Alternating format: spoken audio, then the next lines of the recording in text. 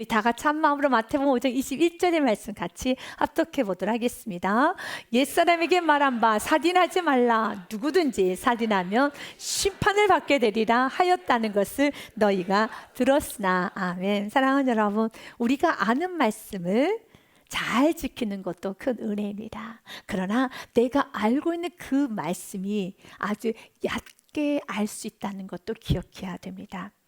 여러분, 한자 성어에 보면 맹인 모상이라는 말이 있습니다. 일부분을 알면서도 마치 전체를 아는 것처럼 여기는 어리석음을 잃을 때 맹인 모상이라고 합니다. 이 맹인 모상이라는 이 한자 성어가 나오게 된 배경은 이렇습니다. 왕이 장님들을 불렀어요. 그리고 코끼리의 코와 그리고 코끼리의 다리와 코끼리의 몸통, 코끼리를 만져보고 난 후에 그들에게 묻습니다. 코끼리가 어떻게 생겼니라고 물었을 때 한 장님이 네 왕이셔, 코끼리는 긴 호수와 같습니다 라고 말합니다. 아닙니다 장로님, 내가 분명히 만져봤는데요, 분명히 보았는데 코끼리는 담벼락 같습니다 라는 말합니다. 아닙니다. 코끼리는 펄럭거리는 부채와 같다라고 말을 합니다. 그리고 서로 싸우기 시작합니다. 이것을 맹인 모상이라고 합니다. 코끼리 전체 모양을 아는 우리들은 호수와 같다, 아니면 담벼락과 같다, 부채와 같다는 말 들었을 때 이거 다 아닌데, 틀렸는데, 코끼리는 부채처럼 생기지 않았는데, 긴 호수처럼 생기지 않았는데, 담벼락처럼 생기지 않았는데 라고 말을 하는 것처럼 내가 알고 있는 그 부분이 아주 조그만 한 조각밖에 되지 않는다는 것도 기억하셔야 됩니다. 그래서 항상 마음에 겸손함이 있어야 되고, 나보다 남을 더 낮게 여기며 마음의 문을 열고 배우려고 하고 깨달으려고 하는 강한 의지가 있어야 합니다. 지금 바리새인들과 서기관들은 자신이 알고 있는 이 부분이 전부인 줄 알고 당당하게 나는 의인입니다, 나는 지금 율법을 다 지켰습니다 라고 주장을 합니다. 그때 예수님은 아닌데, 너희들은 살인을 했는데 라고 말합니다. 아닙니다, 우리는 살인하지 않았습니다 라고 하며 오히려 예수님께 따지기 시작합니다. 예수님은 그들에게 말씀하셨어요. 옛사람에게 말한 바 살인하지 말라 제6계명입니다. 누구든지 살인하면 심판을 받게 되리라 했다는 것을 너희가 들었으나, 네 저희가 들었습니다. 그리고 우리는 잘 지키고 있습니다 라고 말합니다. 그때 예수님은 아니야, 너희들은 살인을 했어 라는 말씀합니다. 왜냐하면 22절 말씀에 나는 너희에게 이르노니, 중요한 건 예수님이 뭐라고 말씀하시는가가 참 중요합니다. 예수님은 말씀하시기를 형제에게 노하는 자마다 심판을 받게 되고 형제를 대하여 나가라 하는 자는 공회에 잡혀가게 되고, 그래서 나가라라는 것은 머리가 텅 빈 멍청이라고 말하는 것을 말합니다. 이렇게 누군가에게 분노하면서 멍청해 라고 말을 할 때 공회에 잡혀가게 되고, 미련한 놈이라고 하는 자는 지옥불에 들어가게 되리라. 여러분 기억해야 됩니다. 분노는 여러분 살인하는 죄입니다. 이걸 기억하셔야 됩니다. 여러분이 누군가에게 분노를 하였고, 또 누군가를 향해서 머리가 텅 비었어, 멍청해, 생각이 없어, 답답해, 어리석어, 말귀를 알아듣지 못해 라고 말을 하였다라면 그것은 죄를 짓는 것인데, 심판받을 죄, 살인죄, 지옥불에 들어가게 되는 죄를 짓는 겁니다. 창세기 4장에 보면은 분노를 함으로써 살인이라는 죄를 저지르게 된 사건이 기록되어 있습니다. 아담과 하와가 첫 아들을 낳았습니다. 그 아들의 이름은 가인입니다. 두 번째 아들 낳았습니다. 아벨을 낳았습니다. 그리고 때가 되었을 때 가인이 하나님 앞에 곡식으로 예배를 올려드렸어요.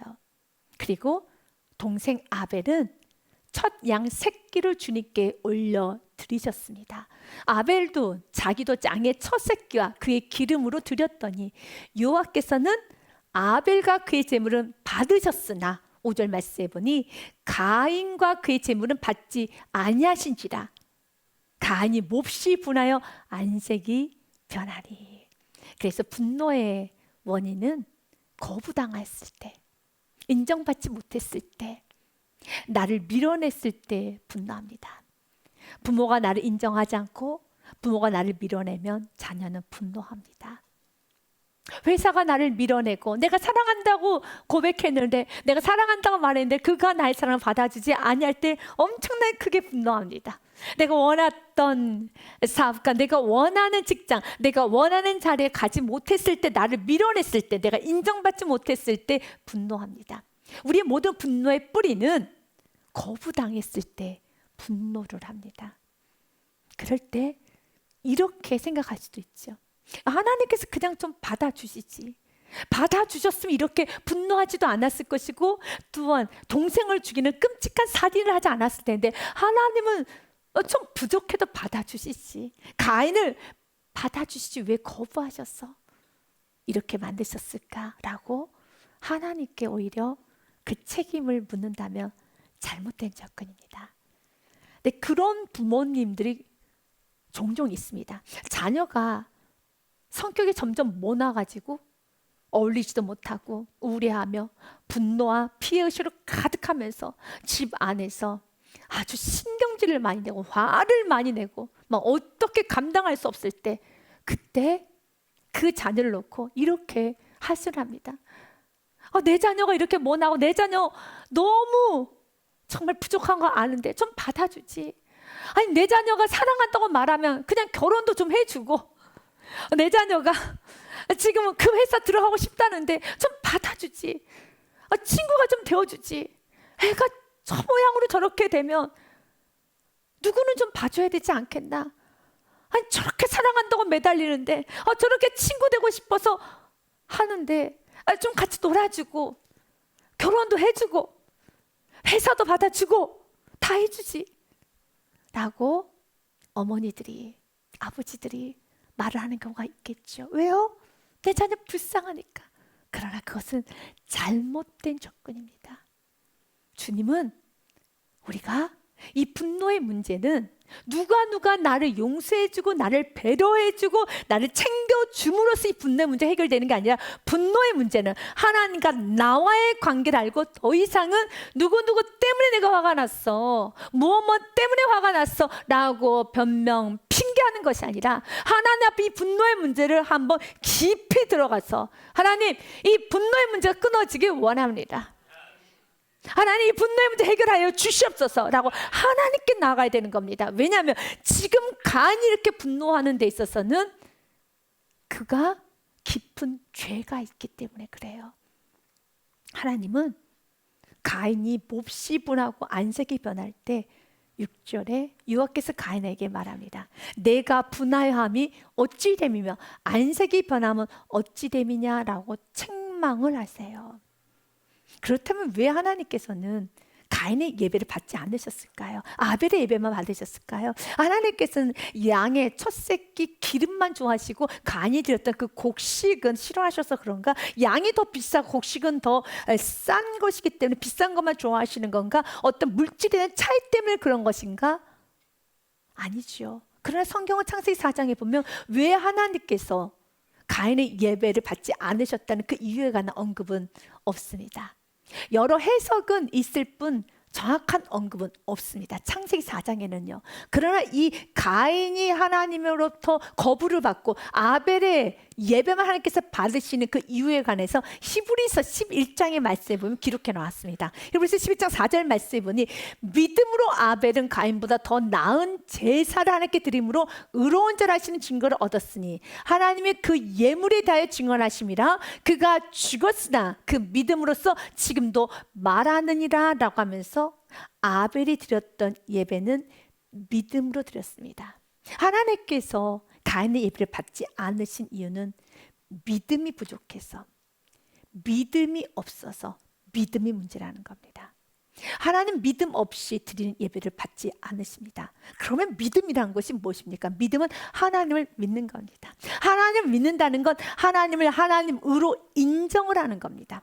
하나님께 다씀을 받는 겁니다. 여러분, 오늘도 예배를 드립니다. 찬양을 합니다. 말씀을 듣습니다. 그렇다면 그 찬양과 말씀과 예배는 하나님의 다씀을 받아서 여러분 생각을 내려놔야 되는 것이고, 여러분 감정을 내려놔야 되는 것이고, 여러분 의지를 내려놔야 되는 것입니다. 그러나 가인은 하나님께 예배를 드렸음에도 불구하고 하나님께 다짐을 받지 못하고 끝까지 자기 주장을 굽히지 못해요. 하나님께서는 가인에게 이렇게 말했어요. 가인아, 어찌하여 분하고 어찌 안색이 변했느냐라고 하면서 7절에 내가 선을 행하면 어찌 낯을 들지 못하겠느냐. 선을 행하지 아니하면 죄가 문에 엎드려 있느니라. 죄가 너를 원하나 너는 죄를 다스리라 라고 말씀하셨습니다. 다스리라고 했습니다. 멈추라고 했습니다. 그 분을 다스리라고 했습니다. 그러면 이 말씀 앞에 다스림을 받고 하나님의 말씀을 인정하고 그 말씀에 다스림을 받아야 되는데 곧바로 그는 8절로 갑니다. 가인이 그의 아우 아벨에게 말하고 그들 들에 있을 때 가인이 그의 아우 아벨을 쳐 죽이니라. 예배일 뿐. 그는 예배를 통해서 하나님의 다스림을 받지 못해요. 하나님은 그 예배를 받지 아니하십니다. 하나님은 우리가 하나님의 다스림을 받거랍니다. 이 분노의 문제는 누구누구 때문에 내가 화가 나서 이렇게 분노했어 라고 말을 하면서 화가 나는데 이런 말도 못해, 화가 나는데 이렇게 행동을 못해, 화가 나면 무슨 말도 할 수 있지 라고 말씀을 하면 안 되는 겁니다. 더 나아가서 내가 오늘 화가 났으니까 그 누구도 나에게 말을 하지 마, 나 오늘 꾹 참고 있으니까 라고 하면서 자신이 지금 많이 희생하고 있다고 큰 착각을 하고 있으면 안 되는 겁니다. 이 화는 하나님께 다스림을 받고 다스림을 받지 못하는 자신 안에 있는 그 강함을 놓고 하나님 앞에 엎드려 울어야 되는 문제예요. 이거는 깨져야 되는 문제인 거죠. 다스림을 받아야 되는 문제인 것이죠. 그래서 우리의 분노가 사라지는 것은 하나님 관계가 깊어지면 깊어질수록 이 분노는 점점 더 사라져 약해져요. 예수를 만나고 난 후에도 이 분노의 문제는 영원한 숙제이기도 합니다. 헨리 나우엔 그도 이 분노 때문에 깊이 고민을 했어요. 그런데 그가 깨달았다고 합니다. 분노는 하나님과의 친밀한 관계에서 해소가 된다. 우리가 하나님의 사랑을 깊이 경험하면 경험할수록 분노는 우리를 덜 지배해요. 내가 하나님의 사랑을 알고 내가 어디서 구원받았다는 것을 알고 내가 어떤 죄인이라는 걸 더 알면 알수록 분노가 우리의 삶에 덜 지배를 하게 됩니다. 그리고 또한 이 분노는 팀 켈러도 자신 안에 있는 분노를 좀 면밀하게 내면을 들여다봤더니 결국 그 분노는 하나님보다 더 중요하게 여기는 것이 톡 건드려졌을 때 치밀어 올라오게 된다는 걸 알게 된다는 거예요. 당신이 하나님보다 더 중요하게 여기는 것을 건드릴 때 분노가 치밀어 오른다. 그것을 바로 우상이라고 합니다. 나의 자존심이 우상이 되고 내 생각과 또 내 주장과 내 마음대로 하고 싶어하는 교만이 또 내 마음대로 하고 싶은 거만이 자만이 내가 가정에서 왕이 되고 싶어하고 내 인생의 왕이 되고 싶어하는 그 모든 것들, 그것이 되지 않을 때 분노가 치밀어 오르죠. 하나님은 다스림 받기를 원합니다. 예수님은 우리에게 말씀합니다. 에베소 4장 29절 말씀해 보니 무릇 더러운 말은 너 입 밖에도 내지 말고 오직 덕을 세우는데 소용이 되는 대로 선한 말하여 듣는 자들에게 무엇을 끼치게 하라? 은혜를 끼치게 하라. 은혜를 끼치게 하는 말을 하여야 합니다. 은혜스러운 말을 하여야 합니다. 겸손한 말을 하셔야 합니다. 그래서 점점 신앙생활을 하면 할수록 우리의 삶의 욕은 끊어져야 됩니다. 거친 말은 끊어져야 됩니다. 거친 행동은 끊어져야 됩니다. 거친 표정은 다 끊어져야 되는 겁니다. 여러분이 신앙생활을 하면 할수록 여러분의 삶에 은혜스러운 말이 없고 누군가 여러분을 바라볼 때 가까이 하기 참 힘들다, 같이 함께하기 어렵다, 나는 그에게 쉼을 얻을 수 없다라고 느껴진다라면 당신이 문제가 아니라 하나님, 내 안에 있는 분노가 살아있어 하나님 관계가 정말 곧바라지기 원합니다. 나의 내면이 무너지지 않고 하나님의 다스림을 받을 수 있는, 하나님의 여러분 다스림을 받을 수 있는, 하나님을 인정하는 겸손함을 내게 허락하여 주시옵소서. 간절히 기도함으로 하나님께 나아갈 때 하나님은 그 깊숙한 분노의 문제를 해결하여 주십니다. 두 번째로는 화가 나도록 만드는 것도 죄입니다. 마태복음 5장 23절과 24절 말씀해 보니 그러므로 예물을 제단에 드리려다가 거기서 내 형제에게 원망 들을 만한 일이 있는 것이 생각을 나거든. 예배를 드리러 왔습니다. 그런데 누가 나 때문에 지금 나로 인해서 화가 잔뜩 나서 부글부글 지금 원망하고 불평하고 지금 너무 화가 나서 어쩔 줄을 몰라 하고 있겠구나 라는 것이 생각이 들 때 어떻게 하라? 성경은 말합니다. 24절에 같이 읽어봅니다. 시작. 예물을 제단 앞에 두고 먼저 가서 형제와 화목하고 그 후에 와서 예물을 드리라 라고 말합니다. 가서 화해하고 다시 돌아오라는 것이죠. 우리가 인생을 살아가면서 크고 작은 다툼을 하게 됩니다. 그때 크고 작은 다툼을 했을 때 그 다툼을 해결하고 가는 적극적인 의지가 필요합니다. 가정 안에서 이제 다툼이 일어났습니다. 그래서 급기야는 이런 말까지 나옵니다. 나 오늘 예배 안 갈 거야. 나 오늘부터 이제 기도 안 할 거야. 예배 안 갈 거야 라고 말합니다. 그때 어떻게 해야 될까요? 만약 그때 그래 예배 오지 마. 당신만 손해지. 예배 안 드리면 당신만 손해야 라고 말을 하고, 그리고 목사님 말 기억 못해? 목사님께서 핑계하지 말라고 했잖아. 요셉은 애굽에서도 죄 안 지었고 다니엘은 바벨론에서 죄 안 지었는데 죄는 죄가 짓고 싶은 당신이 죄 짓고 싶어서 그러는 것이지. 이젠 또 한 수를 더합니다. 술 마시고 싶고 욕하고 싶고 나쁜 짓 하고 싶으니까 지금 꼬리 잡는 것이지 라고 하면서 실컷 싸우고 난 다음에 혼자 밥 먹고 예쁘게 정장 입고 나 교회 갈 거야. 나 가서 은혜 많이 받고 와야지. 예배 안 드리면 당신만 손해야. 나 오늘 은혜 많이 받고 와야지. 메롱메롱하고 교회로 왔어요. 그러면 주님 뭐라고 하시는가? 집에 가라라고 합니다. 이것이 오늘 말씀이에요. 이렇게 누군가의 마음을 뒤집어 놓고 와서 예배드리고 있으면 누군가의 마음을 안에 화를 돋구고 와서 그가 지금 화가 나서 부글부글 어찌할 줄을 몰라 하고 있는데 와서 예배를 드린다고? 아니, 24절 말씀에 보면 예물을 제단 앞에 두고 먼저 가서 형제와 화목하고 그 후에 와서 예물을 드리라 라고 합니다. 그런데 아주 재미난 표현이 있어요. 예물을 제단 앞에 두고 가라는 겁니다. 왜? 주님은 예물을 지금으로 말하면 헌금이죠. 헌금을 왜 두고 가라고 했을까요? 이 헌금이 잊어버릴 수도 있고 헌금을 두고 간다는 것이 조금은 여러분 참 독특한 표현이죠. 이유가 있습니다. 화해라는 것은 나만의 의지로 되는 건 아닙니다. 상대방이 반응을 해줘야 됩니다. 내가 마음의 문을 열고 이야기를 했을 때 또한 내가 대화를 하려고 여러분 다가갔을 때 상대방도 대화를 해야 되는 것이고 상대방도 마음의 문을 열어야 되는 것인데 내가 대화를 했습니다. 마음의 문을 활짝 열고 다가갔습니다. 그런데 여전히 상대방은 마음의 문을 닫고 말하고 싶지 않다라고 여러분 커튼을 쳤습니다. 셔터문을 내렸습니다. 계속 요구를 했습니다. 안 됩니다. 그러면 우리가 연약하고 인간이기 때문에 되려 화가 나서 내가 오늘 당신과 다시 한번 하나 되려고 이렇게 노력했는데 어쩜 이럴 수 있어라고 더 많은 화가 나서 이제 예배까지 나도 가고 싶지 않은 마음이 든다는 겁니다. 그래서 예배를 드리지 않으려고 하는데 교회에다가 예물을 놓고 온 거예요. 가방을 놓고 온 겁니다. 가방 찾으러 가야지. 그 의미예요. 다시 가야지. 때로는 지금 내가 마음이 너무 상해서 예배 드리고 싶지 않은데 가방 찾으러 가는 겁니다.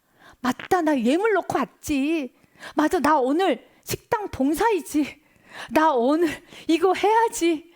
나 오늘 맞다, 이거 하기로 약속했지. 이런저런 이유가 있기 때문에 나는 오늘 가고 싶지가 않은 거예요. 그냥 이미 놓고 가라는 겁니다. 이 화해 문제는 좋게 결론을 맺을 수도 있지만 그렇지도 못할 수 있다는 거 주님은 너무 잘 아셨어요.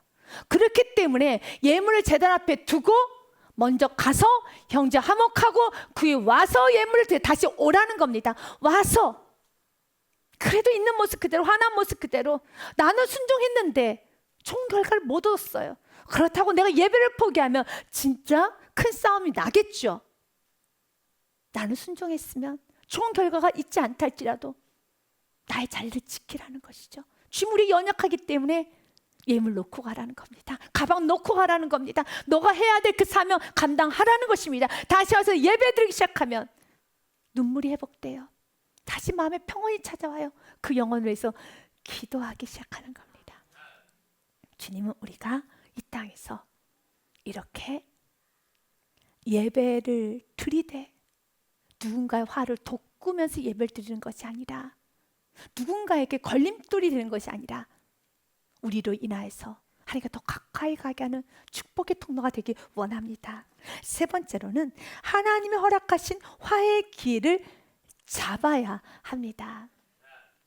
예배소서 말씀 4장 말씀에 보면 아주 귀한 말씀이 있어요. 우리 연약함을 주님 너무 잘 아셔서 분을 내어도 죄를 짓지 말며, 죄라는 것은 입 밖으로 욕을 한다든지 어떠한 나쁜 결정을 한다든지 아니면 행동으로 여러분 하나님 기뻐하지 않는 죄를 지은다든지 이런 것을 하지 말며 해가 지도록 마음 안에 분을 뿜지 말고 빨리 하나님과의 관계의 문제인 것을 알고 주님 앞에 엎드리라는 것이죠.